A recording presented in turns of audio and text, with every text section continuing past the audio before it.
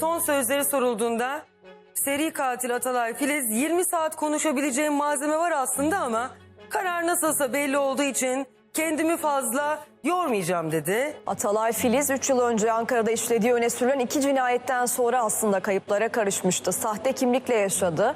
İstanbul'daki öğretmen cinayetinden sonra izi ortaya çıktı. Seri cinayet zanlısı Atalay Filiz Ankara'da 2 kişiyi öldürmek suçundan yargılandığı davada 2 kez ağırlaştırılmış müebbet hapis cezasına çarptırıldı.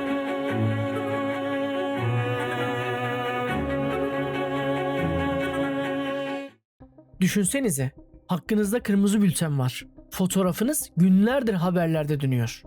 Bütün ülke sizi arıyor. Böyle bir durumda çoğu insan sınırı geçmeye çalışırdı. İzini kaybettirirdi ya da kimsenin tanımayacağı bir yerde saklanırdı. Ama Atalay Filiz farklı bir yol seçti. Sahte kimliklerle yaşadı, kalabalığın içine karıştı. Bir dönem Tuzla'da bir çay bahçesinde garsonluk yaptı. Kendisini sıradan, sessiz ve yardıma muhtaç biri gibi tanıttı. Oysa karşılarında duran kişi Ankara'daki çifte cinayet ve Tuzla'daki Fatma Kayıkçı cinayetiyle Türkiye'nin en çok aranan isimlerinden biriydi. Paris'te kaybolan Olga Seregina dosyasının gölgesi de hala bu hikayenin üzerinde duruyordu. Yakalanmadan önce Gümüldür çevresindeki ormanlık alanda saklandı. İfadesine göre hayatta kalmak için kurbağa ve böcek dahil bütün bulduğu şeyleri yedi. Ve yıllar süren kaçışın sonunda 12 Haziran 2016 sabahı İzmir Menderes'te sıradan bir minibüste fark edildi. Birkaç dakika sonra artık kaçacak yeri kalmayacaktı. Bu hikaye kurgudan çıkmış gibi duruyor. Ama anlatacaklarım mahkeme kararlarına, soruşturma sürecine, ifadelere ve dönemin haberlerine yansıyan gerçek bir dosyanın parçaları. Hanımlar beyler, bu sadece bir cinayetin dosyası değil. Bu bir insanın kalabalığın içinde nasıl yıllarca fark edilmeden yaşayabildiğini gösteren karanlık bir hikaye. Kanalıma hoş geldiniz. Ben Boran Karadeniz. Bugün sizlerle birlikte Türkiye'nin en karanlık ve en çok merak edilen dosyalarından birini, Atalay Filiz dosyasını açıyoruz. 12 Haziran 2016 sabahı İzmir Menderes hattında çalışan sıradan bir minibüste bu dosyanın kırılma anı yaşandı. Yolculardan Taha Gürses haberlerde gördüğü yüzle karşısındaki yüzü karşılaştırdı. Gözlük aynıydı, sakal aynıydı, elmacık kemikleri ve duruş birbirini tamamlıyordu. Evet, bu kişi oydu. Ankara'da 2 genci pompalı tüfekle öldüren, İstanbul'da bir öğretmeni 32 bıçak darbesiyle katleden ve aylardır tüm Türkiye'nin peşine düştüğü adam Atalay Filiz. Taha Gürses'in anlatımına göre Filiz bakışlardan rahatsız olmuştu. Sürekli başını aşağıya indiriyor, tanınıp tanınmadığını anlamaya çalışır gibi davranıyordu. Gürses durumu fark eder etmez polisi aradı. Plakayı ve güzergahı bildirdi. Dakikalar içinde yol kesildi, kapı açıldı. Yıllardır farklı isimlerin, farklı şehirlerin ve farklı kimliklerin arkasına saklanan o adamın kaçışı bir minibüs koltuğunda sona erdi. Önce sahte kimlik göstermeyi denedi ama nafile. Oyun bitmişti. Bitkin bir sesle tek bir cümle kurdu. Yoruldum. Şimdi bu karanlık dosyanın en başına dönelim. Bu dosyanın köklerine inmek için takvimi 2 Haziran 1986'ya Bandırma'ya çevirmemiz gerekiyor. Atalay Filiz asker kökenli ve daha sonra pilotluk yapan bir babanın çocuğu olarak dünyaya geldi. Dışarıdan bakıldığında imkanları olan, disiplinli ve beklentisi yüksek bir aile düzeni vardı. Çocukluk döneminde zekasıyla dikkat çekti. Algısı güçlüydü. Hafızası keskindi ve okul başarısı her zaman yüksekti. Bu başarısı sayesinde Galatasaray Lisesi'ni kazandı ve burayı dereceyle bitirdi. Fakat burada bir saniye durup düşünelim. Bu tarz dosyalarda yalnızca başarı çizelgesine bakarsak en önemli detayı kaçırırız. Çünkü bazen asıl ipucu karnede değil, aile içindeki sessizlikte saklıdır. Annesinin yıllar sonra verdiği bir röportajda anlattıklarına göre Atalay içine kapanık bir çocuktu. Dünyasını kimseyle paylaşmıyor, arkadaş çevresi hakkında konuşmayı reddediyordu. Hatta annesi arkadaşlarını sorduğunda sana isim versem tanımazsın deyip konuyu kapatıyordu. Şimdi bir düşünün. Bir anne oğlunun yakın çevresini neredeyse hiç bilmiyor. Bu tablo sosyal izolasyona işaret eden güçlü bir görüntü olarak okunabilir. Akranlardan kopuk, duygusal olarak mesafeli, gizli dünyasına kimseyi sokmayan bir çocuk profili. Bu durum basit bir çekingenlikle açıklanamaz. Bu erken yaşta örülmüş, görünmez bir duvardır. Dışarıdan başarılı, içeride ise mesafeli, kapalı ve ulaşılması zor bir profil. Bu ikili görüntüyü aklınızda tutun. Bir tarafta iyi okullarda okuyan, dil bilen, kitaplarla ilgilenen zeki bir genç var. Diğer tarafta ise kendini çevresine açmayan, Akranlarının tuhaf ve ürkütücü bulduğu biri. Bundan sonra yaşanacakların büyük bir kısmı işte bu iki yüzün arasındaki o boşlukta şekillenecek. Liseden sonra Atalay Filiz üniversite sınavına girdi. Ancak burada şaşırtıcı bir tercih yaptığı anlatılıyor. Soruları bilerek yanlış cevapladı.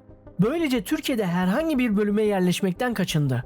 Çünkü asıl hedefi Türkiye'de okumak değildi.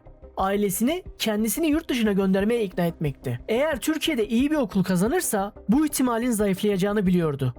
Bu yüzden kaybetmiş gibi göründü. Ama aslında kendi planını devreye sokuyordu.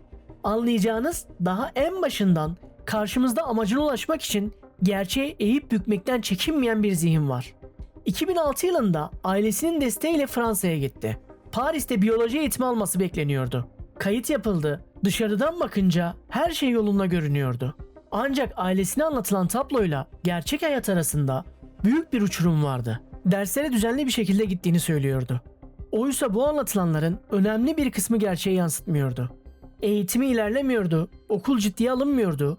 Buna rağmen Türkiye'deki aileye giden mesaj hiç değişmiyordu.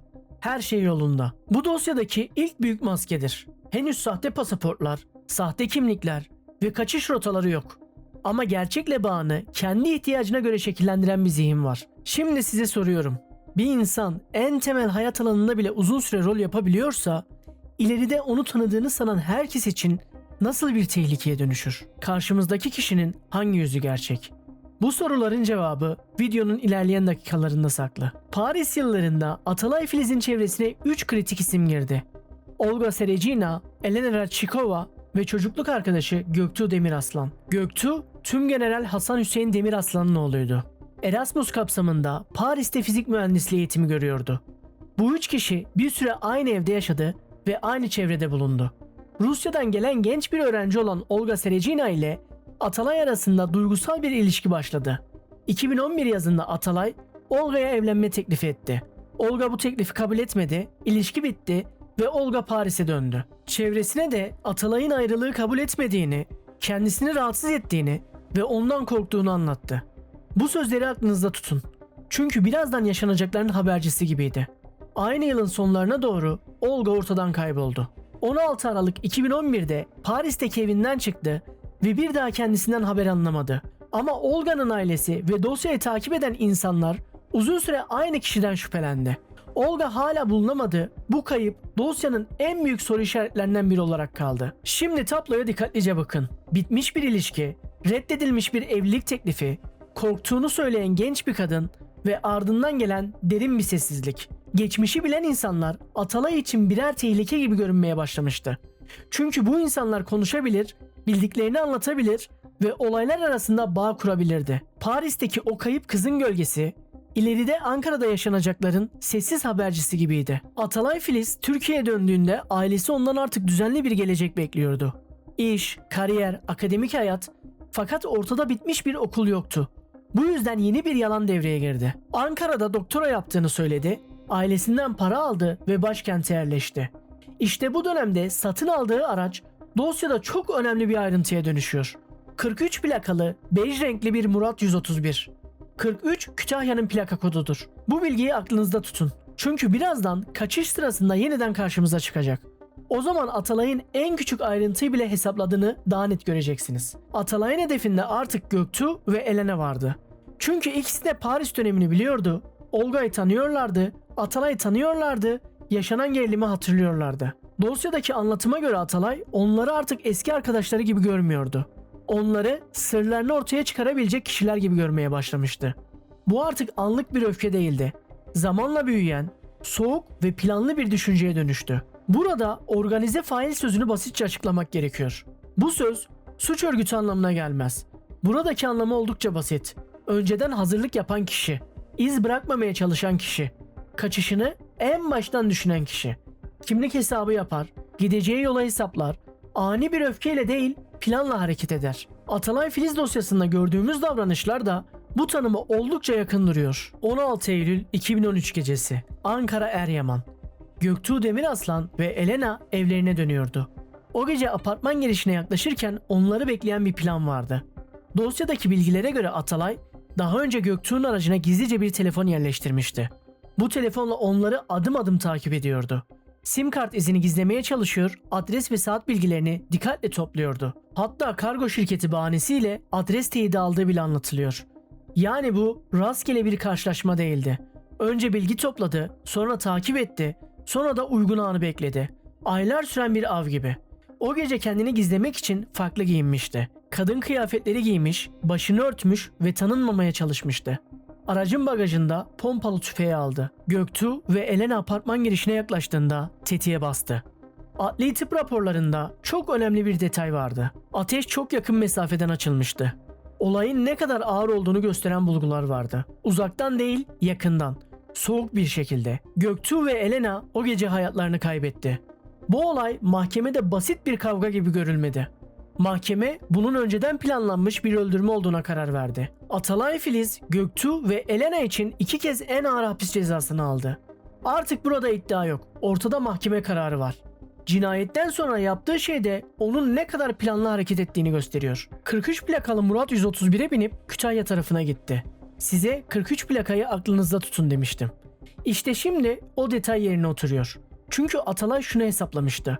Kütahya plakalı bir araç Kütahya'da daha az dikkat çeker. Panikle rastgele kaçan biri gibi davranmıyordu. Kaçma ihtimalini önceden düşünmüş biri gibi hareket ediyordu. Düşünebiliyor musunuz? Cinayetten hemen sonra bile aklı hala plaka hesabıyla çalışıyordu. Polis daha sonra Murat 131'i Kütahya tarafından terk edilmiş halde buldu. Aracın içinde ve bagajında dikkat çekici malzemeler vardı. Saç boyası, makyaj malzemeleri, kazma, kürek, farklı testereler, tornavidalar, battaniye, yorgan ve naylon örtüler. Kazmak için, kesmek için, örtmek için.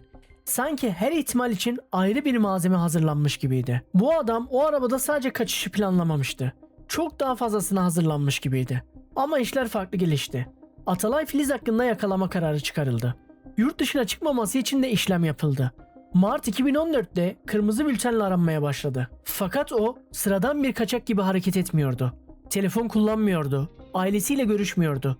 Sosyal medyada iz bırakmıyordu. Hayatını geriye doğru siler gibi yaşıyordu. Ve bu süreçte yeni bir kimlik kullanmaya başladı. Furkan Altın. Artık çevresindeki insanlar için Atalay Filiz diye biri yoktu. Onların tanıdığı kişi sessiz, mesafeli ve iş arayan Furkan'dı. Atalay Filiz ölmüş, Furkan Altın doğmuştu. Tuzla dönemine geçmeden önce kısa ama önemli bir ayrıntıya değinelim. Hadımköy'deki depo. Sanayi bölgesinde kiralanan bir depoda yaklaşık 2 metrelik ahşap bir sandık bulunuyor. Bu sandığın içinden spor ağırlıkları, bisiklet parçaları, polisiye romanlar ve Dexter dizisine ait kayıtlar çıktığı anlatılıyor. Dexter dışarıdan sıradan görünen bir adamı anlatan bir dizidir. Bu adam kapalı kapılar ardında bambaşka bir kimlikle yaşar. Gündüzleri düzenli bir işi ve çevresine gösterdiği sakin bir yüzü vardır. Geceleri ise kendine ait karanlık bir düzenin içinde hareket eder. Bu ayrıntıyı yanlış anlamamak gerekiyor. Bir diziyi izlemek kimseyi suçlu yapmaz. Mesele Dexter'ın kendisi değil. Mesele bu ilginin Atalay'ın hayatındaki diğer parçalarla yan yana gelince nasıl göründüğüdür. Sahte isimle yaşamak, kimseye gerçek geçmişini açmamak, gizli bir depo tutmak, kendi alanını takıntılı şekilde kontrol etmek. Bunların hepsi yan yana gelince Dexter dizisindeki çift hayat fikrinin ona neden yakın gelmiş olabileceği daha da anlaşılır hale geliyor. Hadımköy'deki sandık tek başına bir kanıt değil ama dosyanın karanlık havasını tamamlayan önemli bir parça. Şimdi İstanbul Tuzla'ya gelelim. Atalay Filiz artık Furkan Altın adıyla yaşıyor ve parası giderek azalıyor. İnternette gördüğü bir iş ilanı üzerinden bir çay bahçesinde garsonluk yapmaya başlıyor. İş yerinin sahibi Gani Kayıkçı ve eşi Fatma Kayıkçı. Fatma Kayıkçı bir tarih öğretmeni. Atalay onlara basit ama etkili bir hikaye anlatıyor. Ankara'dan gelmişti, kimsesi yoktu, kalacak yeri yoktu ve çalışmak istiyordu. Kayıkçı ailesi bu anlatıya inanıyor. Ona iş veriyorlar, maaş veriyorlar. Hatta apartmanlarındaki boş daireyi kullanmasına izin veriyorlar. Bu bölümde gerilimden çok daha ağır bir duygu var. İyi niyetin kötüye kullanılması. Çünkü aile karşılarında yardıma muhtaç bir genç olduğunu sanıyor. Oysa o kişi Ankara'daki 2 cinayet nedeniyle ceza alacak olan Atalay Filiz'den başkası değil. Zamanla küçük tuhaflıklar dikkat çekmeye başlıyor. Çay bahçesinde ona Furkan denince bazen tepki vermiyor. Kısa cevaplar veriyor. Mesafeli davranıyor. Özel alanına girilmesinden çok rahatsız oluyor. Yıllardır kendi ismini kullanmıyordu. Zihni artık başka bir kimlikle yaşamaya alışmış gibiydi. Dosyada Fatma Kayıkçı'nın içinde şüpheler oluştuğu anlatılıyor. Atalay'ın ise onun gerçek kimliğini fark ettiğini düşündüğü söyleniyor.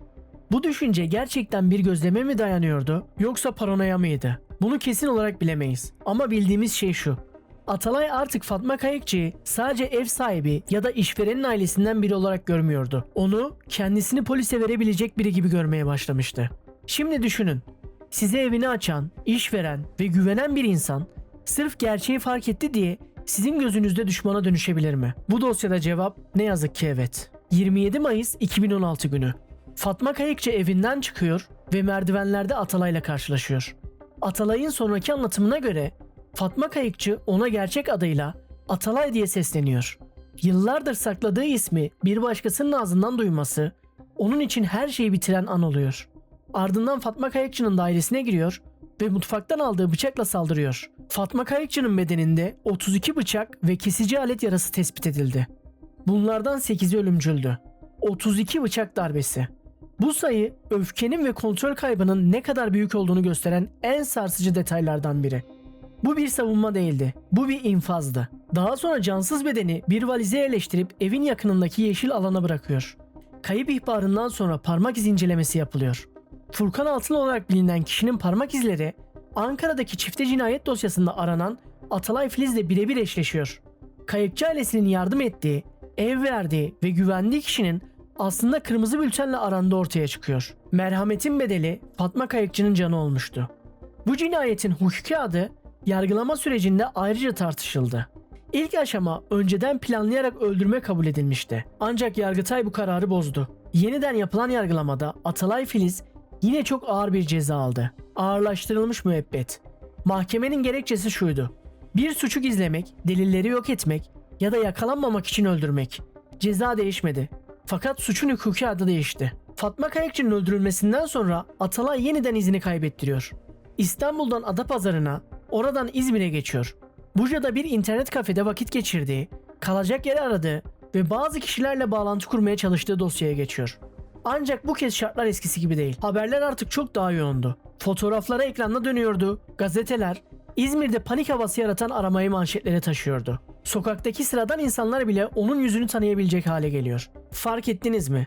Atalay'ın yıllar içinde tekrar eden bir kaçış yöntemi var. Şehirden uzaklaş, ormanlık alana sığın, temas kurma, unutulmayı bekle. Gümüldür çevresindeki ormanlık alan ve milli park hattı bu yüzden önem kazanıyor. Anlatımlara göre burada terk edilmiş bir baraka çevresinde kalıyor. Fındık, bitkiler, kurbağa, böcek ve zehirli olmadığını düşündüğü otlarla hayatta kalmaya çalışıyor. Bu ayrıntı kulağa tuhaf geliyor ama dosya için önemli. Çünkü onun zor şartlarda nasıl dayanabildiğini gösteriyor. Asker kökenli, pilot olan babasından öğrendiği doğada hayatta kalma bilgileri vardı. Şimdi bu bilgiler bambaşka bir amaç için kullanılıyordu. Daha önce işe yarayan bu yöntem bu kez işe yaramıyordu. Çünkü artık herkes onu arıyordu. 12 Haziran 2016 günü ormanlık alanda geçirdiği günlerin ardından merkeze inmeye karar verdi ve bir minibüse bindi. Ancak artık yüzü her yerdeydi. Taha Gürses isimli yolcu onu tanıdı ve polise haber verdi. İkinci, üçüncü bakışımda benim ona baktığımı fark etti ve tedirgin olmaya başladı. Arkamı dönüp baktım kendisine. Orada bir siması tanıdık geldi. Gözlük, işte saç yapısı, sakal yapısı falan. İnternetten sonra araştırmaya başladım. Hani İzmir'deki seri katil diye yazıyor ya şeylerde, haberlerde. Fotoğraftaki aynı gözlük ve kendisinin olduğunu fark edince sadece gömlek, işte kıyafet farklıydı. Fark edince Kısa süre içerisinde yol kesildi ve Atalay Filiz yakalandı. Girişte anlattığım o an işte burada yaşandı. Yakalandığında yanında bulunanlar yıllardır nasıl bir kaçış düzeni kurduğunu açıkça gösteriyordu. Kendi adına belgeler, 4 sahte kimlik, 3 sahte ehliyet, 14 aktif banka ve kredi kartı, 2 avcı bıçağı, biber gazı, 10.000 lira, 3.500 avro. Bütün bu liste şunu gösteriyordu. Bu kaçış günübirlik değildi. Uzun süreye yayılmış, planlanmış bir hayat gibiydi. Şimdi bu noktada çok önemli bir soru ortaya çıkıyor. 3 yıldır aktif olarak kaçan biri bu kadar kartı ve binlerce lira parayı nasıl temin etti? Acaba onu destekleyen birisi mi vardı? Bu kaçış için ona para sağlayan birisi mi vardı? Bu sorular dosyanın hala cevaplanmamış köşelerinden biri olarak duruyor. Yakalanmadan sonra yaşanan bir detay ise dosyanın ne kadar rahatsız edici olduğunu başka bir açıdan gösteriyor. Gözaltındayken bazı görevlilerin Atalay Filiz'le fotoğraf çektirmek istediği ortaya çıktı.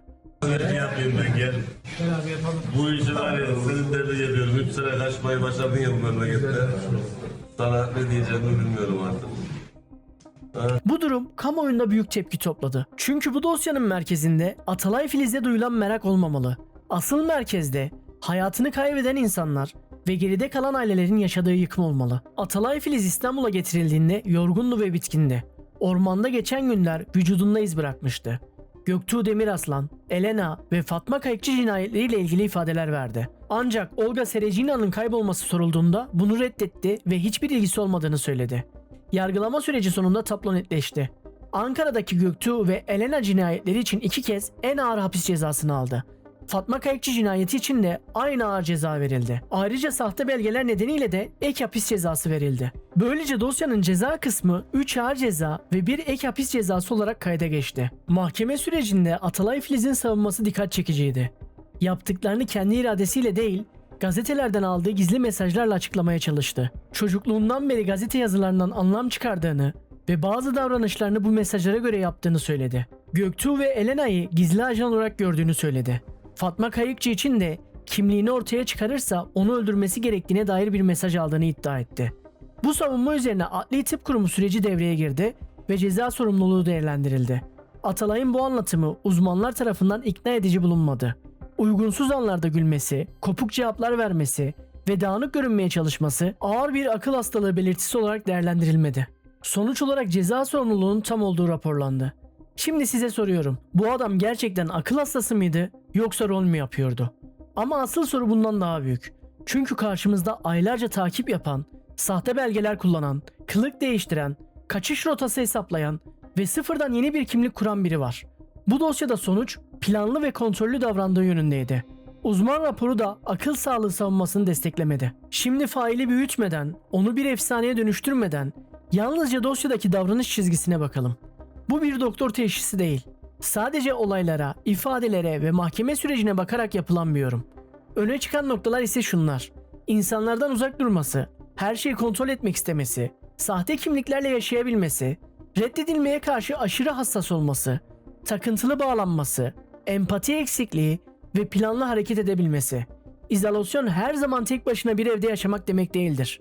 Bazen insan kalabalığın içinde de yalnız ve kapalı olabilir. Çay servisi yapar, komşularla selamlaşır, işe gider gelir ama gerçek kimliğini, geçmişini ve iç dünyasını kimseye açmaz. Atalay Filiz'in çocukluktan gelen kapalı hali ilerleyen yıllarda sahte kimliklerle ve uydurduğu hayat hikayeleriyle birleşiyor. Reddedilme ve yakalanma korkusu da dosyada çok önemli bir yerde duruyor. Olga'nın ilişkiyi bitirmesi, Göktuğ ve Elena'nın geçmişi bilen kişiler olması, Fatma Kayıkçı'nın gerçek adını bildiğini düşündüğü an. Bütün bu durumlar onun zihninde aynı anlama geliyordu. Tehdit. Tehdit hissettiği yerde ise hep en sert yolu seçiyordu. Mahkeme sürecindeki son sözleri de bu kontrol isteğini gösteriyor. Uzun uzun konuşabilecek şeyleri olduğunu ama karar belli olduğu için kendini yormayacağını söyledi. Bu sözler hala hikayenin kontrolünü elinde tutmak istiyormuş gibi bir izlenim veriyor. Şimdi yeniden o minibüse 12 Haziran 2016'da Menderes'te durdurulan araca dönelim. Bandırma'da başlayan bu hayat Galatasaray Lisesi'nden Paris'e uzandı. Sonra Olga'nın kayboluşu geldi. Ardından Ankara'daki çifte cinayet yaşandı. 43 plakalı Murat 131, Furkan Altınadı, Kayıkçı ailesinin iyi niyeti ve Fatma öğretmenin ölümü. Hepsi aynı karanlık çizgide birleşti. Ve bu çizgi İzmir'de bir minibüs koltuğunda bitti. Bu dosyanın en rahatsız edici tarafı neydi biliyor musunuz? Atalay Filiz'in dışarıdan bakınca hemen fark edilecek biri gibi görünmemesiydi. Bir çay bahçesinde garson olabiliyor, komşu apartmanda kalabiliyor, yardıma ihtiyacı varmış gibi davranabiliyor. İnsanların merhametine sığınabiliyor. Yani kötülük bu dosyada bağırarak gelmedi. Sessizce geldi. Gündelik hayatın içine karışarak geldi.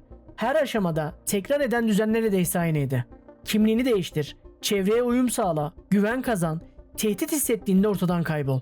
Başka bir isimle yeniden başla. Bu düzenin sonunda 3 insan yaşamını yitirdi. Bir genç kadın hala bulunamadı. Ailelerin hayatında kapanması mümkün olmayan boşluklar kaldı. Atalay Filiz bugün cezaevinde. Fakat bu dosyanın asıl meselesi sadece onun kim olduğu değil. Asıl mesele şu. Bir insan kalabalığın içinde nasıl kaybolabilir? Sahte bir hayatı nasıl sürdürebilir? Ve iyi niyet bir insanı nasıl çok büyük bir tehlikeye açık hale getirebilir? Bu dosyayı sonuna kadar izlediyseniz videoyu beğenmeyi, kanala abone olmayı ve düşüncelerinizi yorumlara yazmayı lütfen unutmayın. Bir sonraki dosyada görüşmek üzere.